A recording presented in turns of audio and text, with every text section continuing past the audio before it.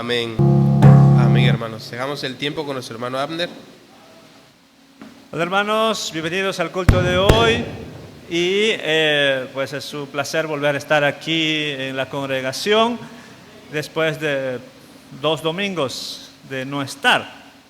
Y aprovecho para entregar los saludos especialmente la Iglesia Evangélica Peruana de Río Venado, aunque estuvimos en otras iglesias de la Iglesia Evangélica Peruana, de la denominación Iglesia Evangélica Peruana. Ellos envían sus saludos a todos ustedes. Y antes de la reflexión, quisiera comentar 2 cosas que me llamó mucho la atención en este viaje. Ha sido ver caras de personas que yo he visto la mayoría en la niñez, o sea, ver que están envejeciendo las personas, están envejeciendo. Y hay pocos jóvenes. En la iglesia fuimos al culto de jóvenes y la absoluta mayoría eran adultos, solamente un joven. Es una triste realidad que a veces los jóvenes, por buscar un futuro mejor, pues abandonan las zonas rurales y algunos abandonan la fe. Pero en ese contexto, el último domingo del año, ya había contado aquí en alguna ocasión que es tradición en esa iglesia, hacer el concurso de textos bíblicos y de temas. O sea, todo lo que se enseña, eran 3 clases de niños, párvulos, primarios, principiantes, también adolescentes. Todo lo que se enseña en el año, el último domingo deben recitar, es un concurso. ¿Quién es el niño que más aprendió los textos bíblicos y quién aprendió más los temas bíblicos? Y yo pues contaba allá, ¿no?, que yo sacaba siempre el segundo puesto porque había otro niño que me ganaba diciendo más textos bíblicos de las 52 lecciones que se estudian en el año, o 50 lecciones que estudian en el año. Y es bonito, pero ese domingo vimos muchísimos niños, muchísimos. Hasta May dijo, wow, aquí hay muchísimos más niños que en nuestra congregación. Sí, llenaban, ¿cuánto? 6, 8 bancas, más bancas largas. Y participando, bonito, alegra, aunque algunos quizá no permanezcan, pero la semilla se les enseña a estos niños, la absoluta mayoría, el 90%, 95% de padres no cristianos, ¿ya?, que vienen a la escuela dominical. Y en ese contexto ver entre ellos a una hermana, Rebeca, ancianita, jubilada, dedicándose a enseñar a los niños. Y el segundo punto que me llamó la atención fue que otro ancianito dijo, tú eres Bartolo, tu papá me había hablado de ti, que estás lejos, no te conocía. Bueno, él es miembro de una iglesia, digamos la iglesia que está en la ciudad. En su iglesia hay muchos maestros, pero él dijo, él es fundador de la iglesia, ¿ya?, uno de los fundadores de la iglesia ya, dijo, es que en Satipo hay ya otros maestros y hay necesidad en otras iglesias. Así que los domingos yo visito iglesias para predicar, enseñar. Y porque no puedo estar sentado ahí solamente escuchando los mensajes, necesito servir a Dios, porque cada miembro de la iglesia es un discípulo. Y cada iglesia es una escuela. O sea, esa es la filosofía que nos meten desde niños en la iglesia, que cada uno es un discípulo, porque en cada iglesia es una escuela. Todos aprendemos y todos podemos predicar y enseñar. Contó al momento de su despedida de que su esposa, anciana también, ya está en cama. Y dice, voy a quedar viudo. Pero así es la vida. Yo soy santo. Pero hay que continuar sirviendo a Dios. 2 cosas que me llamaron la atención en este viaje al estar allá. Y quería tener a colación esto, porque debemos pensar en la futura generación.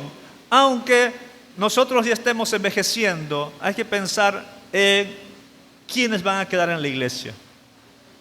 Y en esta iglesia tenemos, qué bueno, jóvenes. Tenemos jóvenes, pero no tenemos muchos niños. ¿Ya? Y eso es algo preocupante.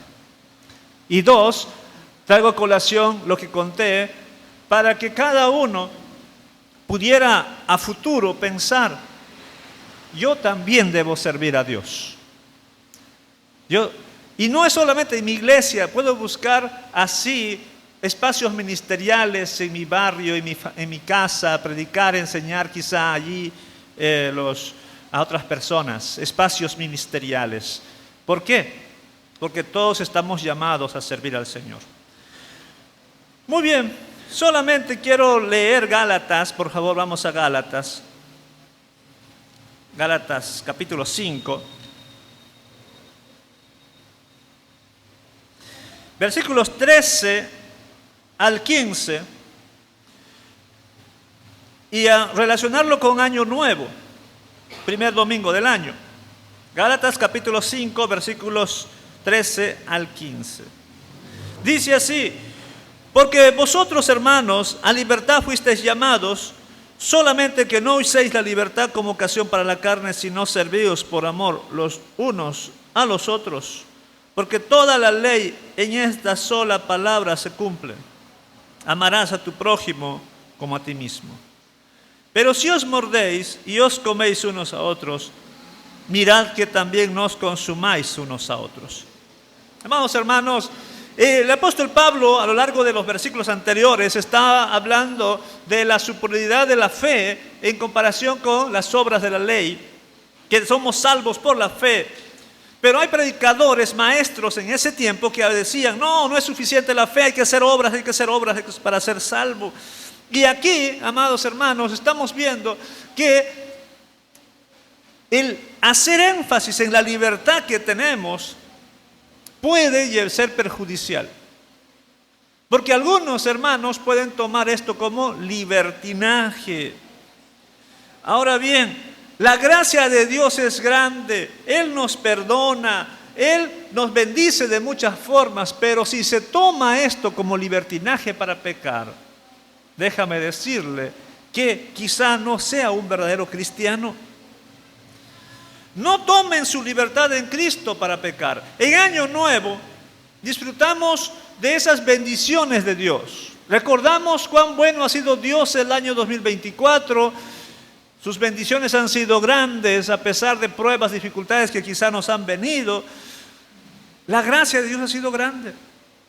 Pero no usemos eso de la gracia de Dios para pecar. Hay que estar fieles a Dios. Eso nos enseña el versículo 13. ¿Por qué?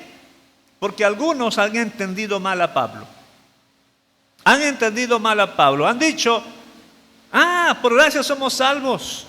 No necesitamos cumplir entonces requerimientos de santidad, porque somos salvos por gracia. Y déjame decirles que eso no es el mensaje del Evangelio, porque versículos posteriores Pablo va a atacar las obras de la carne. No porque eres cristiano y confiesas tus pecados y Dios te perdona, según 1 de Juan 1:9, tú estás con libertad para pecar. Recuerde que a libertad nos ha llamado Dios y no usemos la libertad como ocasión para el libertinaje. Más bien amémonos unos a otros. Sin embargo, en las iglesias, en lugar de amor, versículos 14 y 15, hay peleas. Versículo 15, se mordéis y coméis. Se muerden entre ustedes. Bueno, no es literal, ¿verdad? No es literal. Pero la idea es de que hay peleas. Y puede llegar, según el versículo 15, a destruirse unos a otros. Muchas iglesias han fracasado por eso, por las peleas internas. Y eso no debe suceder. Muy bien, Año Nuevo, primer domingo del año, amados hermanos. ¿Qué cosa es la invitación del Señor antes de tomar la Santa Cena? La invitación del Señor es no uses tu libertad en Cristo para pecar. No lo uses. Todo me es lícito, pero no todo conviene. No uses tu libertad para pecar. Sé un cristiano fiel, verdadero. Y ama. Es la invitación del Señor. Entonces, ¿quiénes tomarán la Santa Cena hoy? Tomarán aquellas personas que a inicio de año,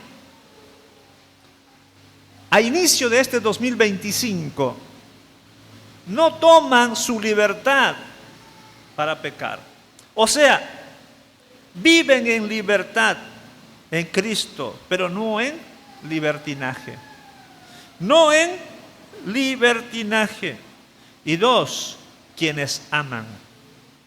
Porque la ley, versículo 14, se cumple en solamente esta frase: amarás a tu prójimo, o amarás a tu prójimo como a ti mismo. Vamos a orar. Señor, gracias por esta porción que tenemos aquí en la epístola del apóstol Pablo a los Gálatas. Gracias, Señor, porque allí hay una advertencia a nosotros los cristianos que ya disfrutamos de la libertad, que no tomemos nuestra libertad y lo convirtamos en libertinaje. Que no tomemos esa libertad que Cristo nos ha dado como ocasión para el disfrute de los deleites de nuestra carne, sino esa libertad debe ser para servirte, para amarte, para vivir para tu gloria. Señor, también el apóstol Pablo nos recuerda acerca del amor. En lugar de pelearnos o en lugar de haber problemas familiares o entre hermanos de la iglesia, debemos amarnos unos a otros. Permite a tus hijos e hijas que van a tomar la Santa Cena hoy y iniciarán tomando la Santa Cena este 2025.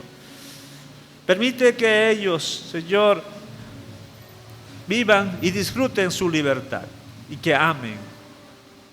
Te quiero rogar, Señor, que bendigas el pan que representa el cuerpo de nuestro Señor, que bendigas la copa que representa la sangre de nuestro Señor, y que este 2025 seamos fieles a ti, Señor, como tú lo has sido siempre. Gracias, Señor. Amén. Por favor, 2 voluntarios que me ayuden a repartir los elementos de la Santa Cena. Ok, Maite y, Jacob. Dice 1 Corintios, capítulo 11, versículos 23 al 26. Nuestro pasaje que leemos constantemente, 1 Corintios, capítulo 11, versículos 23 al 26. Versículos 23 y 24 dice así: porque yo recibí del Señor lo que también os he enseñado, que el Señor Jesús, la noche que fue entregado, tomó pan, y habiendo dado gracias, lo partió y dijo: tomad, comed, esto es mi cuerpo, que por vosotros es partido. Haced esto en memoria de mí. Los que tenemos el pan podemos participar.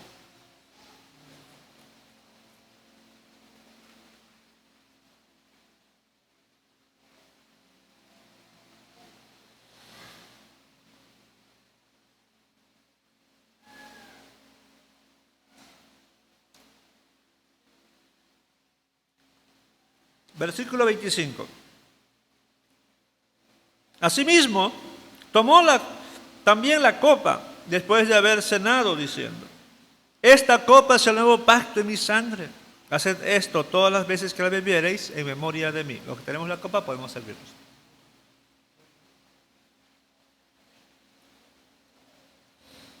Dice el versículo 26. Así pues, todas las veces que comieres este pan y bebieres esta copa, La muerte del Señor anunciáis hasta que Él venga. Oremos.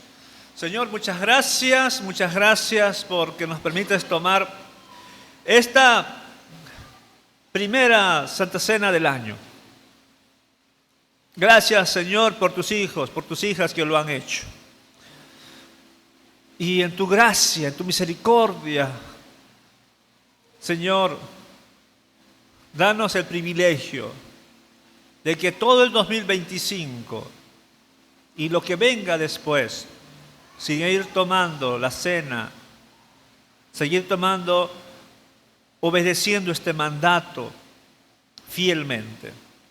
Y los que no lo hicieron, Señor, que el próximo domingo, si es tu voluntad, o cuando cumplan los requerimientos, ellos participen de la cena. Gracias, Señor. Muchas gracias. Mientras tanto, ayúdanos a seguir creciendo en fe, en obediencia, en amor, unos por otros. Bendice a tus hijos, los que están enfermos, Señor, toca sus cuerpos, sánalos, los que tienen problemas, ayúdalos y todos seamos bendecidos por ti, luego con las enseñanzas y la predica. Gracias, Señor. Oramos en nuestro Redentor. Amén. Hermanos, damos gracias a Dios por la oportunidad que nos da de estar un domingo más en la casa del Señor, siendo el primer domingo del año. Damos gracias a Dios por la oportunidad que nos da de estar en su casa de oración. Deseo, mis hermanos, y espero que todos ustedes la hayan pasado muy bonito con sus familias, con sus hermanos, con sus padres, con sus hijos, que haya sido de gran bendición para todos ustedes. Y yo deseo, mis hermanos, dos cosas para toda la iglesia. La primera, que tiene que ver con lo espiritual y lo intelectual. Dos, una, que Dios sea el primer amor de cada uno y que amemos al prójimo como a nosotros mismos. Y dos, que tiene que ver con lo físico, que este año el Señor nos conceda mucha salud. Que el Señor nos conceda salud para poder servir y para poder hacer todas las actividades que tenemos en este mundo. Así que, mis hermanos, que el Señor les siga bendiciendo a lo largo de este 2025, así como el Señor lo hizo en el 2024. Bueno, vamos por favor a buscar el texto en 1 Tesalonicenses capítulo 1, del versículo 1 al versículo 10, aunque yo solamente voy a leer del versículo 5 al 10, porque la exposición verdaderamente será del versículo 6 al versículo 10. Primera los Tesalonicenses capítulo 1, versículos 5 al 10. El que no traiga Biblia, hermanos, y tenga buena vista aún, lo puede ver allí. Nuestro hermano Ever lo está poniendo en el proyector la Biblia, así que lo puede seguir el texto. Dice así la palabra de nuestro Dios: pues nuestro evangelio no llegó a vosotros en palabras solamente, sino también en poder, en el Espíritu Santo y en plena certidumbre, como bien sabéis cuáles fuimos entre vosotros por amor de vosotros, y vosotros vinisteis a ser imitadores de nosotros y del Señor, recibiendo la palabra en medio de gran tribulación, con gozo del Espíritu Santo, de tal manera que habéis sido ejemplo a todos los de Macedonia y de Acaya que han creído. Porque partiendo de vosotros ha sido divulgada la palabra del Señor, no solo en Macedonia y Acaya, sino que también en todo lugar vuestra fe en Dios se ha extendido.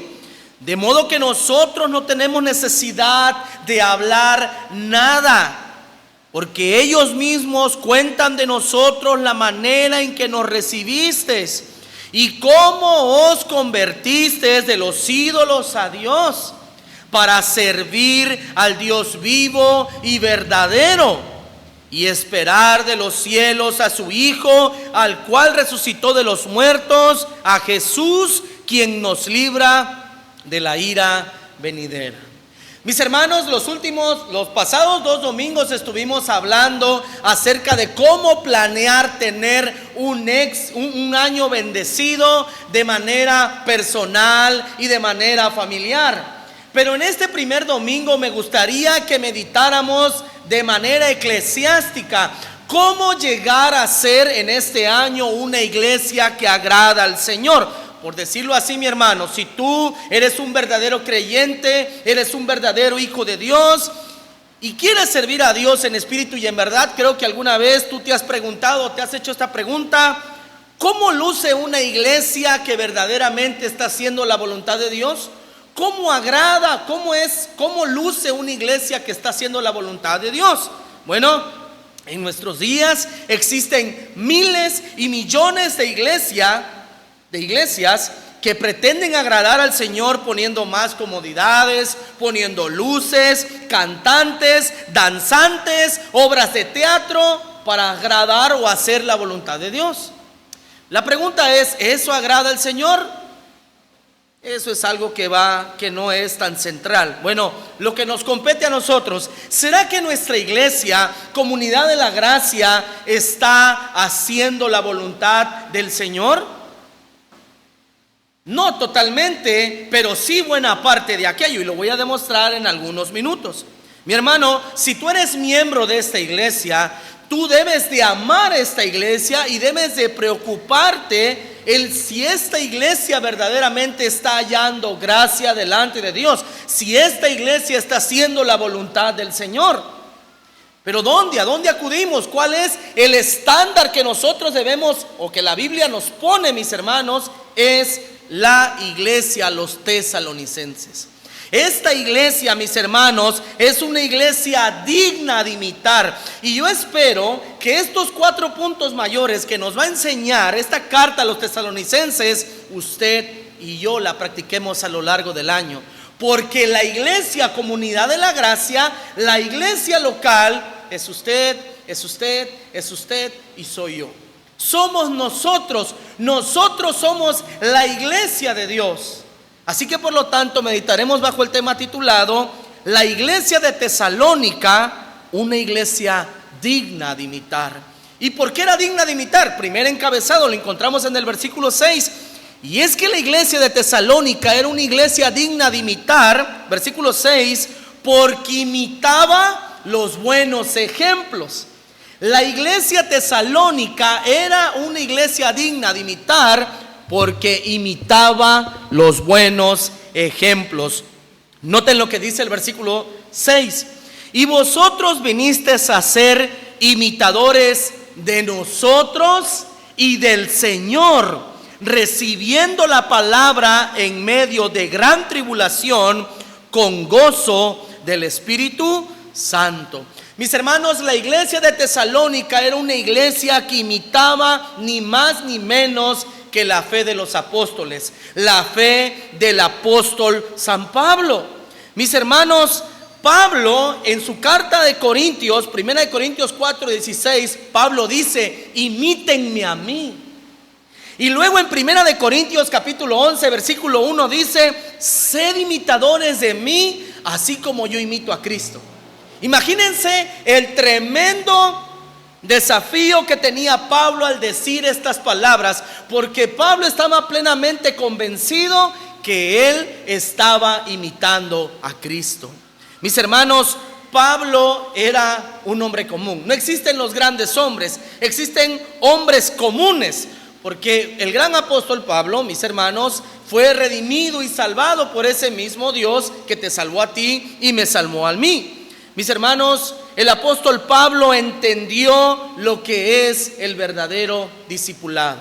Porque el verdadero discipulado no solamente consiste en enseñanza bíblica y teológica, sino, mis hermanos, en hacer carne la palabra del Señor. ¿Qué significa esto? Bueno, en hacer que los principios y valores que la Biblia enmarca, en vivirlos, hermanos, a través de nuestra vida común. Discipular, mis hermanos, es poner en práctica en la vida diaria el conocimiento de las Escrituras. Así de fácil. El verdadero discipulado se basa en la enseñanza clara y llana de la palabra del Señor, con un pensamiento y un razonamiento teológico claro, pero se sustenta en una vida transformada. Y los hermanos o la iglesia de Tesalónica estaban copiando el testimonio de Pablo. ¿Por qué? ¿Será que los tesalonicenses vieron a Jesús andar en su ministerio? No. ¿Quién fue quien llevó el mensaje a ese lugar? Pablo. ¿Y la fe de quién imitaron los tesalonicenses? De Pablo. Por decirlo así, la iglesia de Tesalónica era la segunda generación de cristianos. La primera fue el Señor Jesucristo, la segunda fueron los apóstoles y la tercera las iglesias nacientes. Mis hermanos, ellos entendieron, los tesalonicenses, que la vida, el verdadero discipulado es hacer viva, práctica la palabra del Señor en nuestras vidas. Hermanos, en 2 de Corintios 3:2, Pablo dice que las cartas de Dios ambulantes somos nosotros. ¿Qué significa eso? Que la primer Biblia que la gente conoce en las calles, tristemente no es este libro, sino que es nuestras, ¿qué? Nuestras vidas. ¿Cómo lucen nuestras vidas?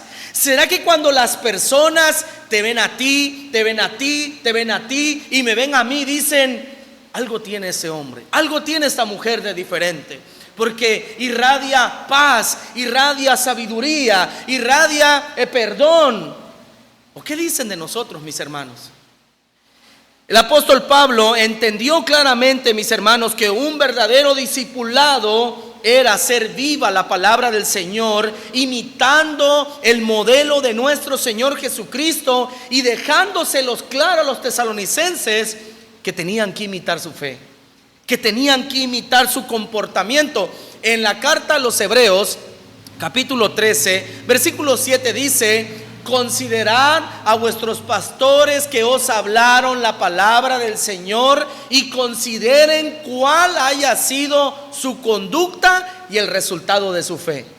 Aquí hay hermanos que tienen 30 años, 20 años, 10 años, 5 años de creyentes, y creo que todos han conocido a líderes en los cuales, mis hermanos, usted puede decir: aquel pastor me marcó, aquel predicador me impactó, aquel pastor me dejó una mala impresión. Todos, mis hermanos, porque la verdad es que todos nosotros imitamos a alguien en esta vida. Vuelvo a repetir esto: todos los que estamos en este mundo estamos imitando a alguien en esta vida.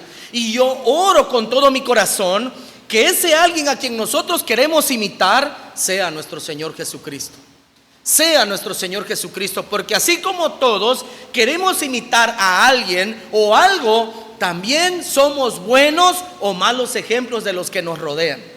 También somos buenos o malos ejemplos de los que nos rodean. Y eso no solo me refiero en la iglesia, me refiero en la casa, en el trabajo, en la sociedad, porque ese es el cristianismo. Y lo que decían nuestros hermanos peruanos: cada iglesia es una escuela y cada miembro de la iglesia es un estudiante. Excelente, esa es una filosofía judía que siempre está en la Biblia, hermanos. No han descubierto el hilo negro, es lo que allí dice, pero todos no lo vivimos.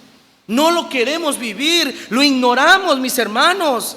Ahora, la pregunta del millón: ¿quién de los que estamos aquí podríamos decir: imítenme a mí porque yo estoy imitando a Cristo? ¿Quién podría decir aquello? Miren, hermanos, Pablo no era perfecto, pero estoy seguro que era 1,000,000 de veces mejor que todos los que estamos aquí presentes. De eso sí estoy seguro. Pero, mis hermanos, ser un ejemplo en el cristianismo no es ser una persona perfecta. Es ser una persona que conoce a su Señor, que va al paso del Salvador, que reconoce sus pecados a través del conocimiento de la palabra, que a través del Espíritu Santo confiesa sus pecados y a través de reconocer sus errores, comienza a trabajar a través del Espíritu, del poder del Espíritu Santo en su vida, y comienza a dejar esos pecados, esos malos comportamientos que no agradan al Señor.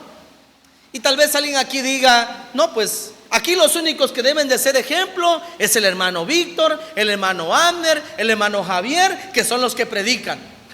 No, mi hermano. Nosotros no nada más somos los únicos que tenemos el deber de ser un buen ejemplo para la iglesia. Miren lo que dice en Filipenses capítulo 3, versículo 17. Escucha, mi hermano.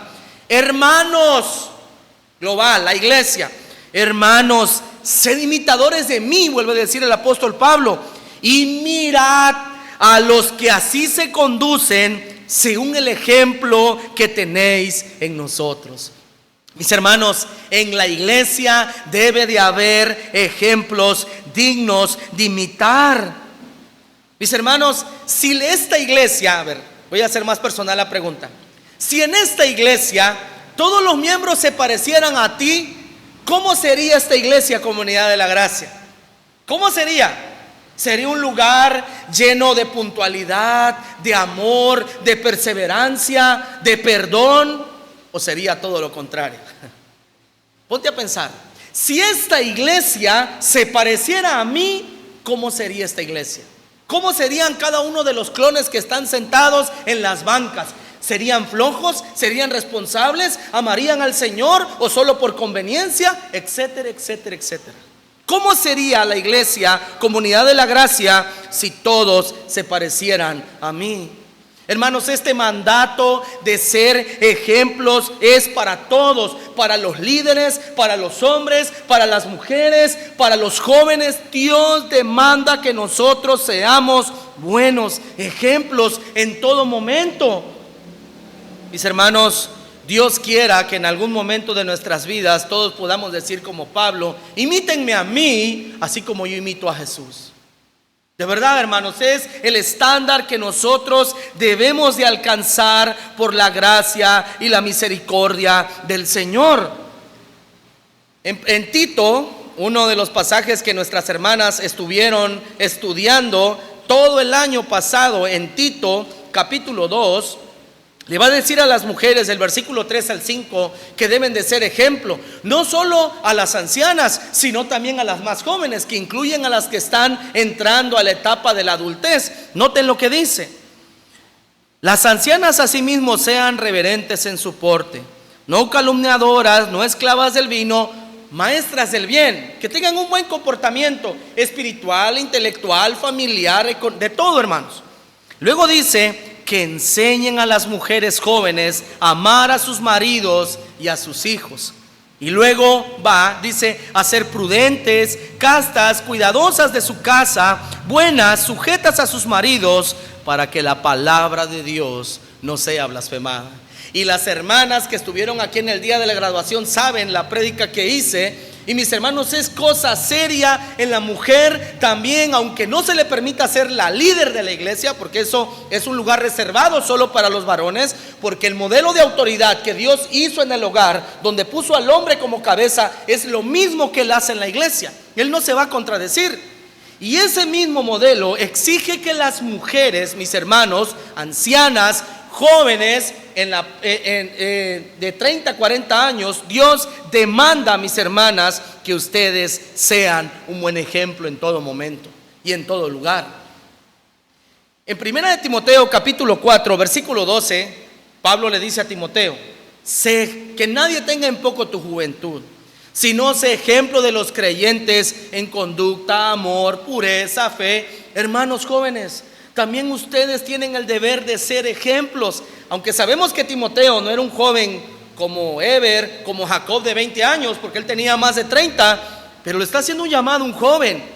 Y Dios está hoy diciendo a todos los jóvenes de esta iglesia que Él desea que seamos buenos ejemplos, mis hermanos, en todo momento. Hermanos, yo quisiera decir y preguntar, ya que Pablo nos está diciendo que lo imitemos a Él como Él imitaba a Cristo. Mi hermano, mi hermana, ¿tú puedes tener 2 o 3 buenos ejemplos en esta iglesia? 2 o 3 buenos ejemplos en esta iglesia. Yo sí, mi hermano, yo sí.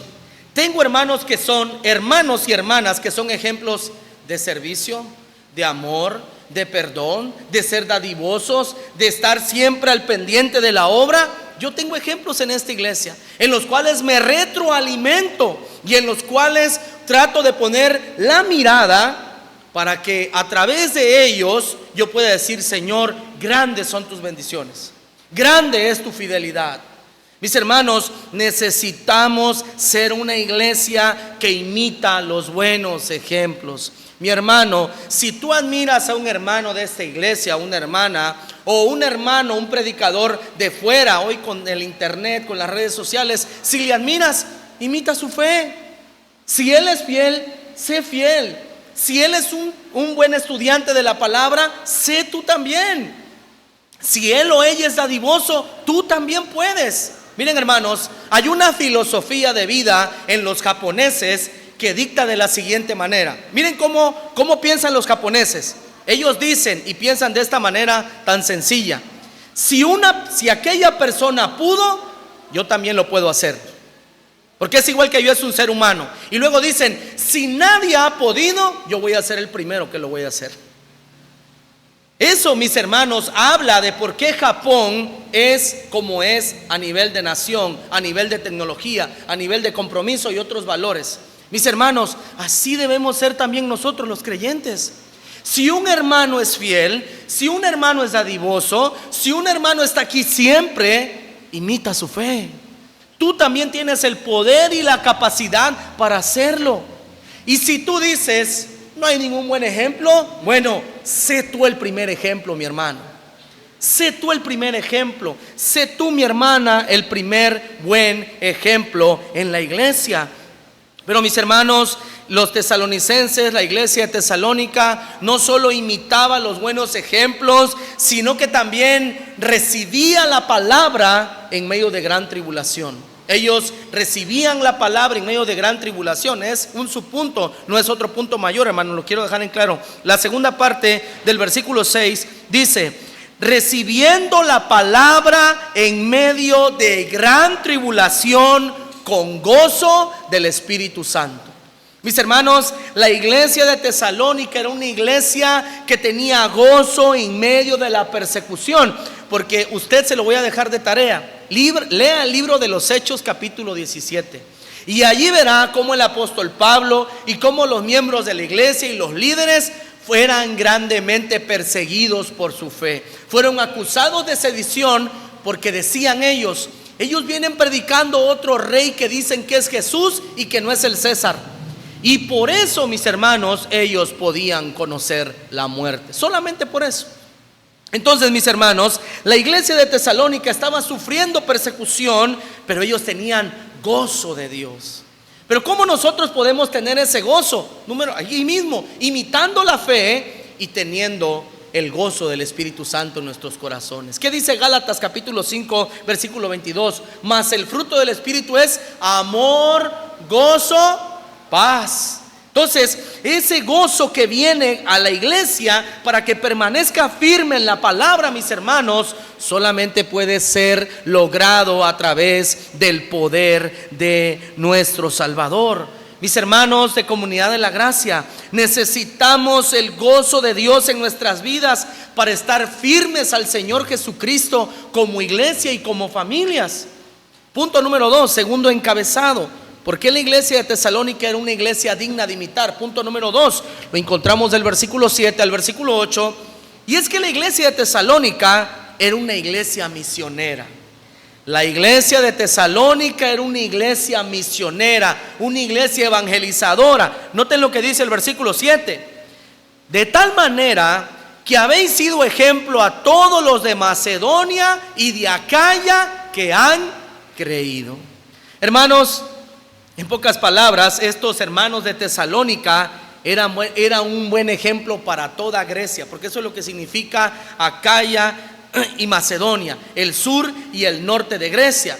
En pocas palabras, mis hermanos, estos tesalonicenses eran un buen ejemplo para toda una nación.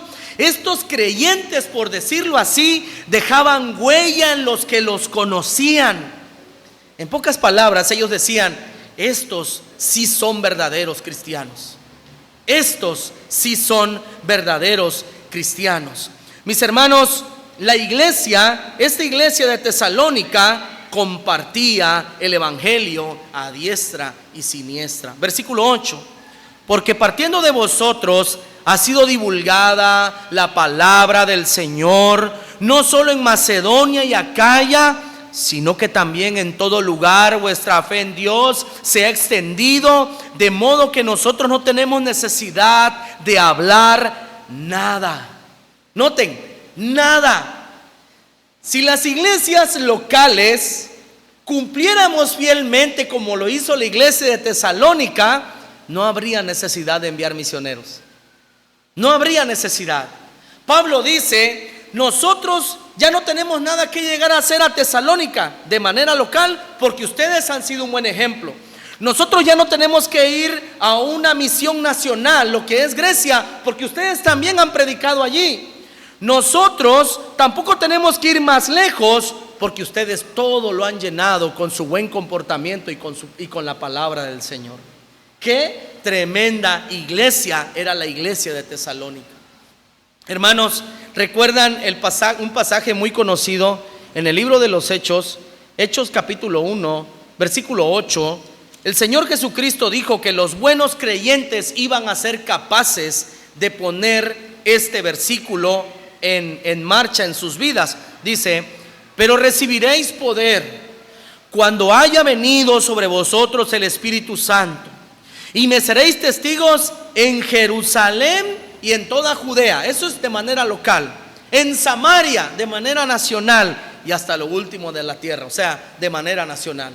La iglesia de Tesalónica estaba cumpliendo con ese ministerio local, nacional e internacional que requiere el evangelio de nuestro Señor Jesucristo. Mis hermanos, la iglesia de Tesalónica era una iglesia que esparcía el mensaje del evangelio. Dejaba o hacía que la palabra del Señor corriera. Y eso me recuerda a lo que está en Romanos capítulo 10, versículos 14 al 17, cuando dice: ¿cómo pues invocarán a aquel en el cual no han creído?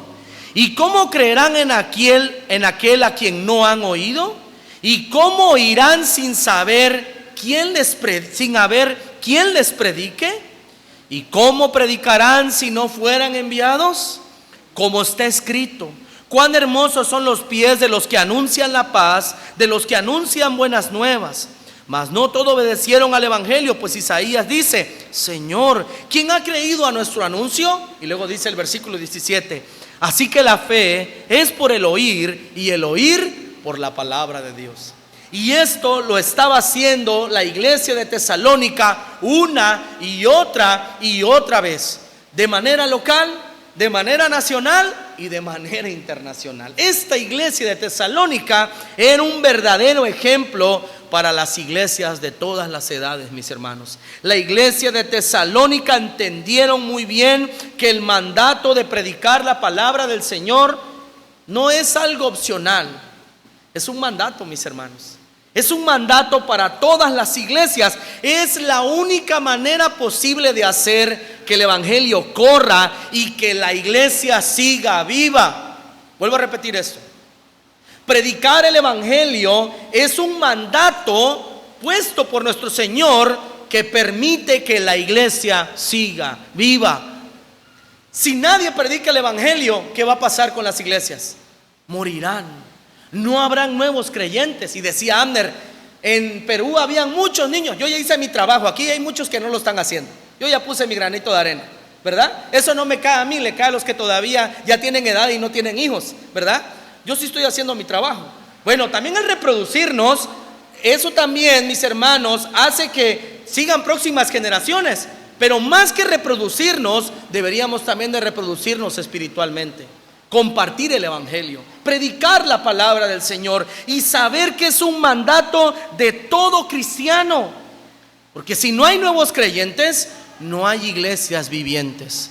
Si no hay predicación, no hay creyentes y no hay iglesias vivientes. Y recuerdo, mis hermanos, claramente el mandato de nuestro Salvador en la Gran Comisión, en Mateo capítulo 28, versículo 18 al 20, cuando dice el Señor: toda autoridad me es dada en el cielo y en la tierra. Por tanto, vayan y hagan discípulos a las naciones, bautizándolos en el nombre del Padre y del Hijo y del Espíritu Santo, enseñándoles que guarden todas las cosas que les he mandado. Y he aquí, yo estoy con vosotros todos los días hasta el fin del mundo. Amén. Mis hermanos, es un mandato de Dios predicar la palabra del Señor. Tenemos el deber de ser y hacer discípulos. Vuelvo a repetir esto. Tenemos el deber como iglesia de ser y hacer discípulos. Porque recuerden que el verdadero discipulado no solo se basa en una doctrina clara y llana bíblica y en un razonamiento teológico correcto, sino en hacer viva la palabra del Señor, en hacerla práctica, en vidas en las cuales, mis hermanos, el Evangelio está totalmente vivo. Mis hermanos de Comunidad de la Gracia, quiero hacer un llamado a que nosotros tengamos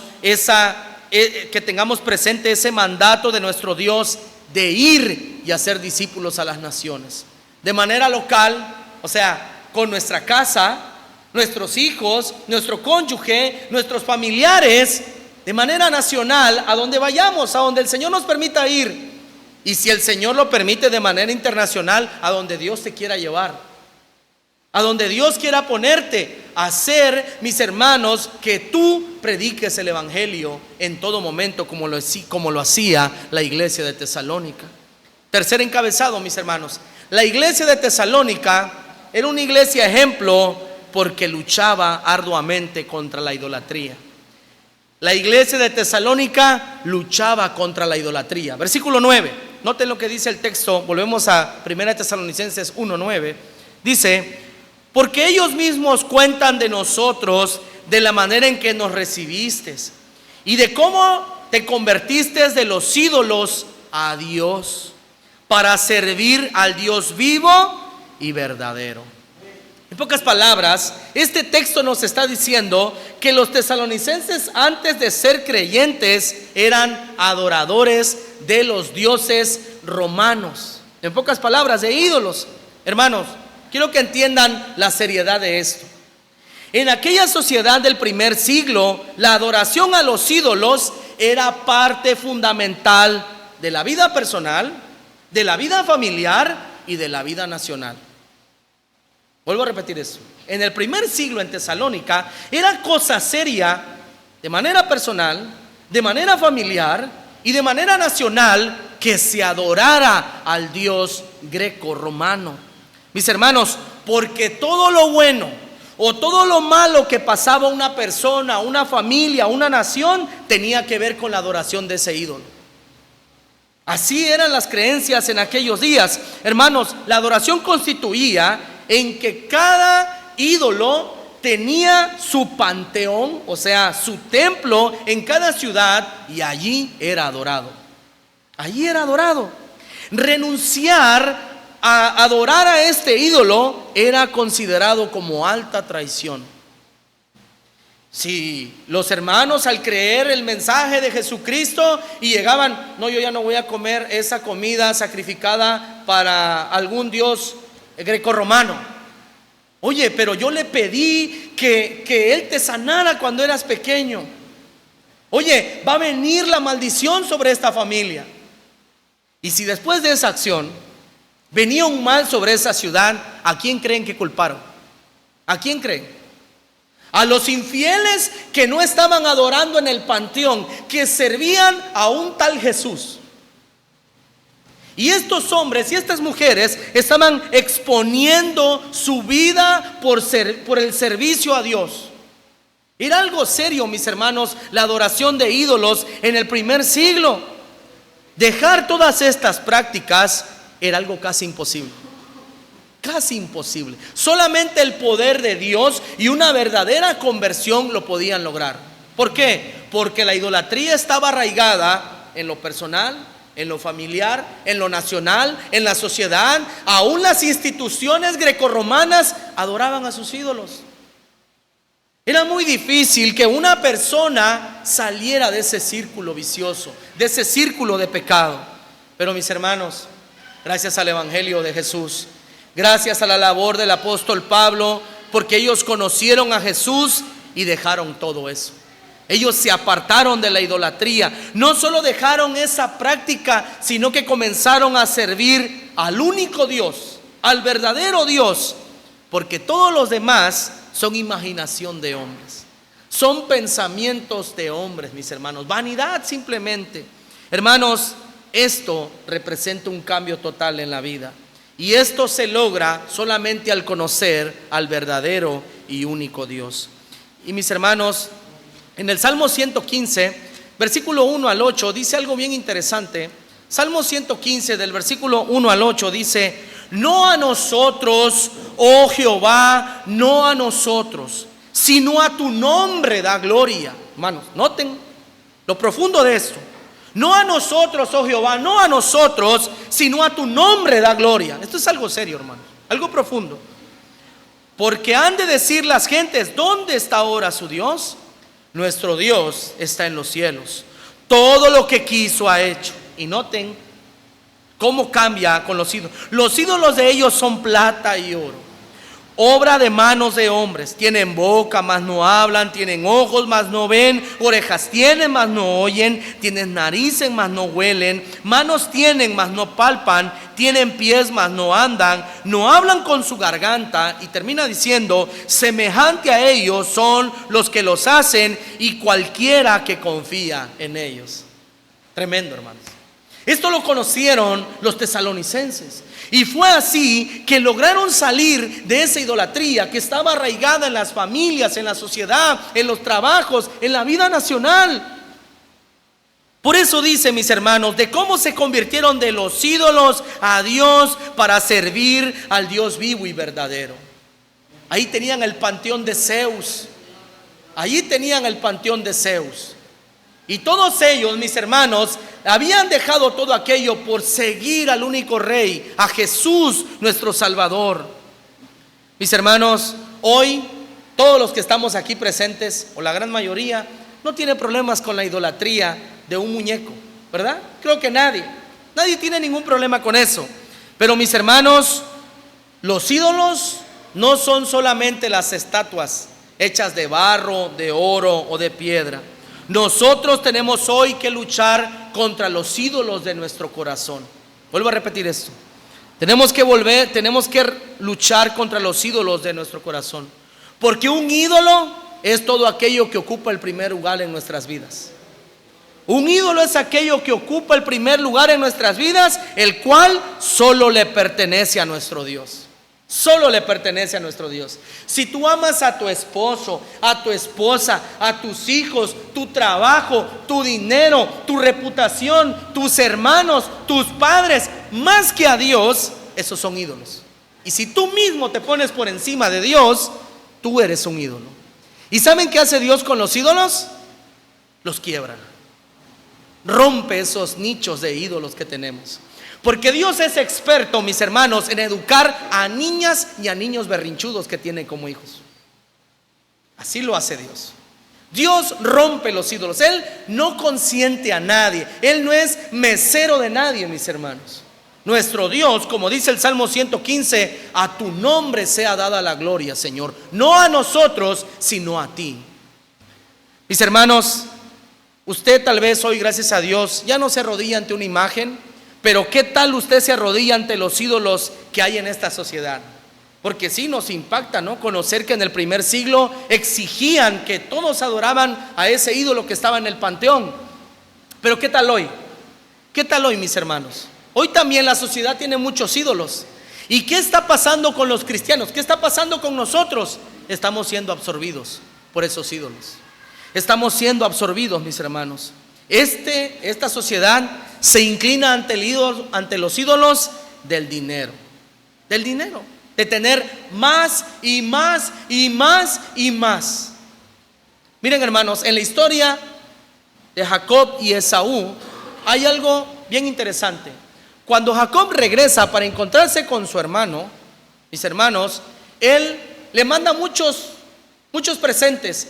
Y cuando se encuentra con él le dice: hermano, ¿qué es esto que me acabas de dar? No son presentes, mi señor, tómale. Y él dijo: no, yo tengo suficiente. Y eso es lo que muchos de nosotros como creyentes no tenemos.